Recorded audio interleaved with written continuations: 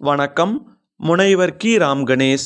இன்னைக்கு நாம் இறையன்பு ஐஏஎஸ் அவர்கள் எழுதிய சிம்மாசன சீக்ரெட் என்ற நூலிலிருந்து பண்பு 4 முந்தி முடிவெடு என்ற தலைப்பின் கீழ் இருக்கக்கூடிய கட்டுரையை சுருக்கமாக இந்த பதிவில் பார்க்க போகிறோம். இப்போ நாம் கட்டுரைக்குள்ளே போகலாம். முடிவெடுக்கிறதுல 3 நிலைகள் இருக்குது. அதில் முதல் நிலை என்னன்னா பிரச்சனைகளை ஆராய்தல். முதல்ல என்ன பிரச்சனை அப்படின்னு நம்ம கண்டுபிடிக்கணும். இரண்டாவது தீர்வுகளை அனுமானித்தல். இதுக்கு என்ன தீர்வு கிடைக்கும், இதுக்கு என்ன முடிவு கிடைக்கும் அப்படின்னு நாமளாக கெஸ் பண்ணணும். மூன்றாவதாக சரியான தீர்வை தேர்ந்தெடுத்தல். இதை சரியாக செய்கிறவங்க தான் முழுமையாக முடிவை எடுக்க முடியும் அப்படின்னு சொல்லி குறிப்பிடுறாரு. முடிவுகளை சீக்கிரமாக எடுக்கிறவன் எளிதில் ஜெயிச்சிட்றான், தாமதமாக எடுக்கிறவன் தள்ளாடி விழுகிறான். அப்போது வேகம் அப்படிங்கிறது வெறுக்கத்தக்கதல்ல. மனசும் உடலும் ஒரே புள்ளியில் இணையிறப்போ உண்டாகிறதான் வேகம். ரெண்டும் ஆனால் ஒரே மாதிரி இருக்கணும். மனசு போலான்னு சொல்லும், உடல் வேண்டான்னு நொண்டி அடிக்கும். இது அவசரம். அப்போ இது ஆகாது. அதுக்கு அடுத்தபடியாக தலைமை பண்பு உள்ளவர்கள் எப்படிப்பட்ட முடிவுகளை எடுக்கணும் அப்படின்னா, தலைமை பண்பு இருக்கக்கூடியவங்க முடிவுகளை எடுக்கிறப்போ சீக்கிரமாக எடுத்துடணும். எதை ஆறாமற எடுக்கணும், எதை தள்ளி போடணும், எதில் முடிவு தேவையில்லை அப்படின்னு அவங்க தரம் பிரித்து எடுப்பாங்க. முடிவெடுக்காமல் இருக்கிறது ஒரு முடிவு தான். உடனடியாக ரியாக்ட் செய்யாமல் அந்த பிரச்சனைகள் தாமாகவே தீர்ந்துடும்.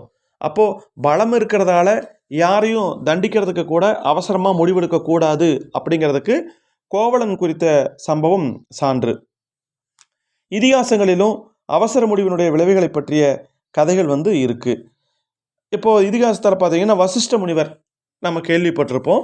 அந்த வசிஷ்ட முனிவருக்கு சக்திரி அப்படின்னு ஒரு மகன் இருக்கிறான். ஒரு நாள் ஒரு குறுகலான ஒரு பாலத்தில் சக்திரியை வழிமறிக்கிறான் கல்மஸ்பதன் அப்படிங்கிற அரசன்.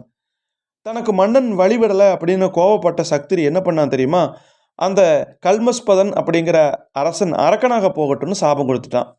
உடனே அது பழிச்சிருச்சு. ஆனால் சக்திரிக்கு தான் அதனால் அதிக பாதிப்பு. அரக்கனாக மாறிய கல்மஸ்பதன் என்ன பண்ணான்னா, அவனுக்கு பயங்கர பசி எடுத்துருச்சு. அவன் மனுஷ மாமிசம் சாப்பிடணும் அப்படின்னு ஆசைப்பட்றான். உடனே சக்திரி மீது பாய்ந்து கண்டதுண்டமாக்கி அவனை சாப்பிட்டுட்டான். அப்போது நமக்கு பலம் இருந்தாலும் எங்கே பயன்படுத்தணும். இப்போ இந்த சக்திரி முனிவருடைய மகன், நல்ல அறிவாற்றல் மிக்கவன் தான். ஆனால் கோவப்பட்டு இந்த கல்மஸ்பதனை அரக்கனா போன்னு சாபம் கொடுத்துட்றான். அரக்கனா மாறினவன் இவனை அடித்து சாப்பிட்றான்.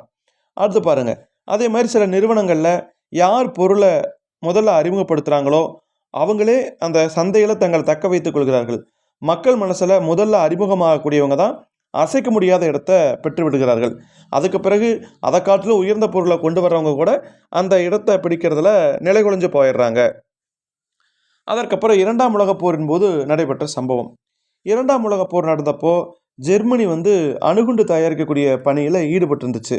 அமெரிக்க ஐக்கிய நாடுகள் தீவிரமாக மான்காட்டன் திட்டம் மூலமாக அணுகுண்டு தயாரிப்பை முடுக்கி விடுது.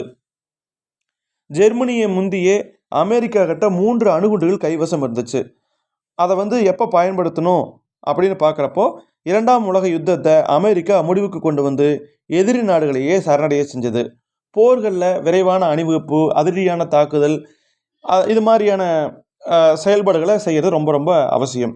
அதே மாதிரி 1ஆம் பானிபட் போரில் பாபர் போர்க்களத்துக்கு முன்னாடியே போய் ஆயத்த பணிகளை செய்ததும் அவர் வெற்றி பெற்றதுக்கு ஒரு காரணம். மங்கோலிய படைகள் எதிர்பாராத நேரத்தில் குதிரைகளில் புழுதியை கிளப்பிக்கிட்டு தாக்க வருவது பயத்தை பல நாடுகளில் கிளப்பிருச்சு.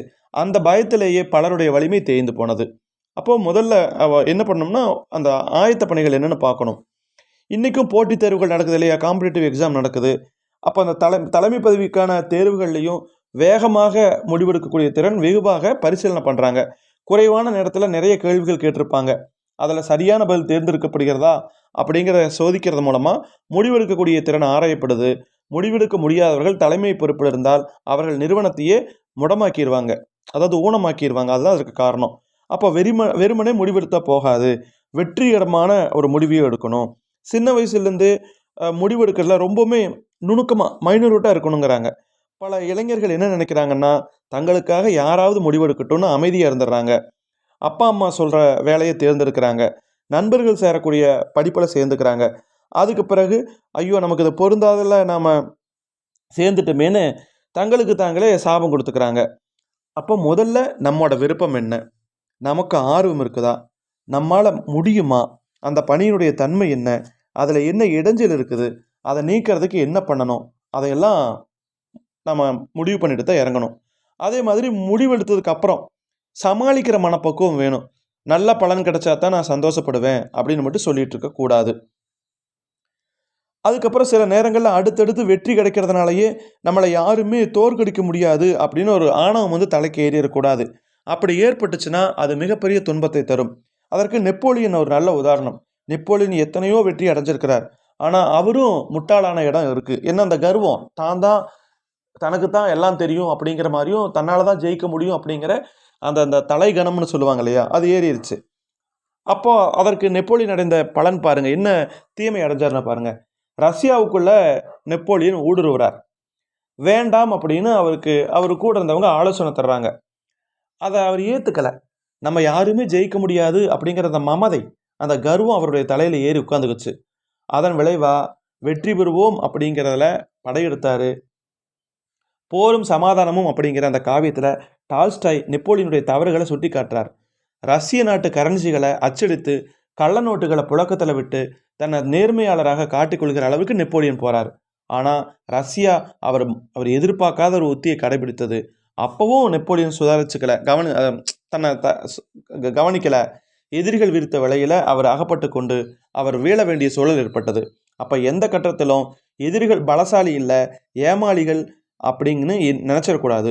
இப்போ விஞ்ஞானத்துலேயும் பாருங்களேன், 2 பேர் ஒரு தத்துவத்தை ஒரே நேரத்தில் கண்டுபிடிக்கிறாங்க. ஆனால் யார் முதல்ல வெளியிடுறாங்களோ அவங்க தான் அந்த காப்புரிமைன்னு சொல்லக்கூடிய காப்பிரைட்ஸை காட்ட முடியும். ஆதாரத்தை காட்டிலும் நம்ம துணிஞ்சு வெளியிடக்கூடிய முடிவு தான் முக்கியமானதாக இருக்குது. அதே மாதிரி இலக்கியத்தில் அப்படித்தான். ஒரு வடிவத்தை அறிமுகப்படுத்துகிறவங்க எப்போவுமே நினைவில் வைத்துக் கொள்ளப்படுகிறார்கள்.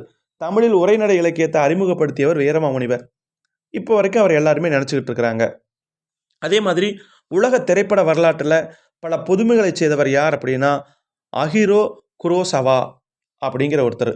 அவர் நூற்றுக்கணக்கான சாகாவரம் பெற்ற உத்திகளை சினிமாவில் அறிமுகப்படுத்தினார். வரப்போகிற காட்சியை பிரம்மாண்டப்படுத்துறதுக்கு தொலைதூர காட்சி, அதாவது லாங் ஷாட் வைப்பார். ஒரு பெரிய படை வருதுன்னா அதுக்கு முன்னாடியே புழுதி எழுப்பி விடுவார். க்ளோஸ்அப் காட்சியிலேருந்து படிப்படியாக விரிவுபடுத்தி மிகப்பெரிய வயல்வெளியோ மலை பிரதேசத்தையோ காண்பிச்சு நம்மை கவர்ந்துருவார். அவருடைய 7 சாமுராய்கள் படம் இன்றைக்கும் பல்வேறு விதமாக பல மொழிகளில் படமாக்கப்பட்டிருக்கு. சரியான முடிவை எடுக்கிறவங்க ஒவ்வொரு காட்சியிலையும் உச்சத்தை அடைய முடியும் அப்படின்னு குறிப்பிட்றாங்க. அதுக்கப்புறம் மகாபாரதத்திலேருந்து வரக்கூடிய ஒரு காட்சி. மகாபாரதம் வியாசரால் ஜெயம் அப்படிங்கிற பெயரில் தான் எழுதப்பட்டுச்சு அப்படின்னு சொல்கிறாங்க. மகாபாரதத்தில் குருஷேத்திர போர் நடக்குது. 18 நாள் பாண்டவர்களுக்கும் கௌரவர்களுக்கும் இடையில நடக்க போகுது. அப்போது கடவுள் கிருஷ்ணனுடைய உதவியை கேட்க துரியோதனனும் அர்ஜுனனும் போகிறாங்க. முதல்ல போனது துரியோதனன் தான். அப்போது கிருஷ்ணர் வந்து தூங்குற மாதிரி நடிக்கிறார். துரியோதனன் கம்பீரமாக கிருஷ்ணருடைய தலைமாட்டில் போட்டிருந்த அந்த அந்த சிம்மாசனத்தில் உட்காந்துடுறார். கிருஷ்ணர் விழிப்பதற்காக பார்த்துட்டு இருக்கிறார். கொஞ்ச நேரம் கழித்து அர்ஜுனன் அங்கே சேர்றான். அவனும் கிருஷ்ணர்கிட்ட உதவி கேட்கத்தான் வந்திருக்கிறான். கொஞ்ச நேரத்தில் கிருஷ்ணர் விழிச்சுக்கிறாரு. முதல்ல தன்னுடைய கால் மாட்டில் இருந்த நம்ம படுத்திருக்கப்ப கால் மாட்டில் உட்காந்துருக்கிற அர்ஜுனனை தான் பார்க்குறார். அர்ஜுனன்கிட்ட என்ன வேணும்னு கேட்குறார். அதுக்கு உடனே துரியோதனன் சொல்கிறான், அந்த கிருஷ்ணனுடைய தலைக்கு பின்னாடி உட்காந்துருந்த துரியோதனன் சொல்கிறான், முதல்ல நான் தான் வந்தேன் அப்படின்னு. அதுக்கு கிருஷ்ணர் சொல்கிறாரு, துரியோதனா நீ முன்னாடி வந்திருக்கலாம், ஆனால் என்னுடைய கால் மாட்டில் இருந்த அர்ஜுனனை தான் நான் பார்த்தேன். வயசில் சின்னவங்களுக்கு தான் பங்கை முதல்ல பிரித்து கொடுக்கணும். அந்த வகையில் அர்ஜுனனே முதல்ல கேட்க உரிமை உடையவன். இந்த யுத்தத்தில் என்னுடைய படைகள் ஆயுதங்கள் ஒரு பக்கத்தில் இருக்கும், இன்னொரு பக்கம் நான் மட்டும் எந்த விதமான ஆயுதமும் இல்லாமல் இருப்பேன். இதில் உனக்கு என்ன வேணும்னு அர்ஜுனா அப்படின்னு கேட்டார். உடனே துரியோதனன் பதறான். அவனுக்கு தேவை படைகள் தான். ஆனால் அர்ஜுனன் கிருஷ்ணனை மட்டும்தான் கேட்டான். அப்போ கிருஷ்ணன் அப்படிங்கிற அதிசய சக்தியை பாண்டவர்கள் வெற்றி பெற வைத்தது. அப்போ படை முக்கியம் இல்லை, மற்றதெல்லாம் எதுவுமே முக்கியம் கிடையாது. ஏன்னா கிருஷ்ணர் தான் அங்கே ஆதாரமே அவர் தான். அப்போ அதை சிந்திக்காமல் துரியோதனன் என்ன பண்ணுறான், எனக்கு கிருஷ்ணர் தான் வேணும் அப்படிங்கிறான். அப்போது எதையுமே சரியான முடிவு எடுத்தால் மட்டும்தான் நம்மளால் வாழ்க்கையில் ஜெயிக்க முடியும். எந்த நேரத்தில் எந்த முடிவு எடுக்கணும், எதை ஆறாமற போடணும், எதை விரைவாக எடுக்கணும் அப்படின்னு சிந்திச்சு பார்த்தா நம்ம வாழ்க்கையில் வெற்றி அடைந்து விடலாம் அப்படிங்கிறத இந்த முந்தி முடிவெடு என்ற கட்டுரை நமக்கு புரிய வைக்குது. நன்றி.